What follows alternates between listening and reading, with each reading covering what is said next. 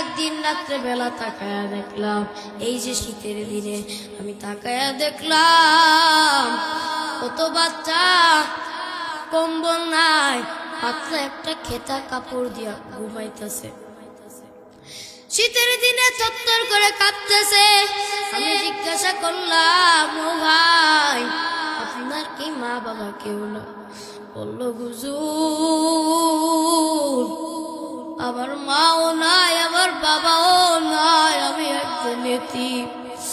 ও মা, কুরবানির সময় তাকায়া দেখবা, ও বাবা কুরবানির সময় তাকায়া দেখবা, রোজার ঈদের দিনে তাকায়া দেখবা, যেদিন মাদ্রাসা বন্ধ দেয় সেদিন মাদ্রাসার পাড়ায় এসে দেখবা যার একটা মা নাই, যার বাবা নাই,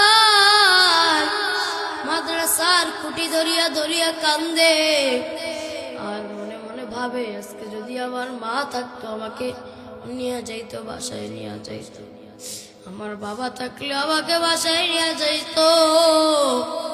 আমি একদিন এই জায়গার বার কুরবানির ঈদ গেল, আমি ওই কুরবানির ঈদে মাদ্রাসা যখন ছুটি দিল, আমি রুমে থেকে বাইরে আসিয়া দেখলাম প্রত্যেকটা সন্তান বাসায় চলিয়া গেছে।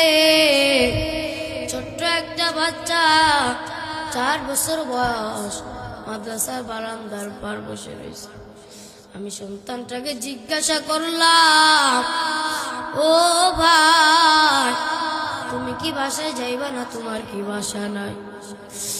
ওই বাচ্চাটা কাঁদতে কাঁদতে কই, ভাই আবার যদি মা বেঁচে থাকতো আমি তো এখানে থাকতাম না, আমার বাবা বেঁচে নাই, আমার মাও নাই, আমি এতিম, আমার আজকে কেউ নাই। ও মা, ও বাবাজিরা, ও বাবাজিরা, ও পদ্মার আলানের আম্মা জানেরা, আপনাদেরও কাদের মা নাই, বাবা নাই? বাবার জন্য যদি কাঁদতে পারো, মায়ের জন্য যদি কাঁদতে পারো, ও মা, ওই মা তোমার কাছ থেকে কবর থেকে কাপড় চায় না, শাড়ি চায় না। ওই বাবা তোমার কাছ থেকে একটা লুঙ্গি কেনার টাকা চাই না, একটা পাঞ্জাবি কেনার টাকা চাই না।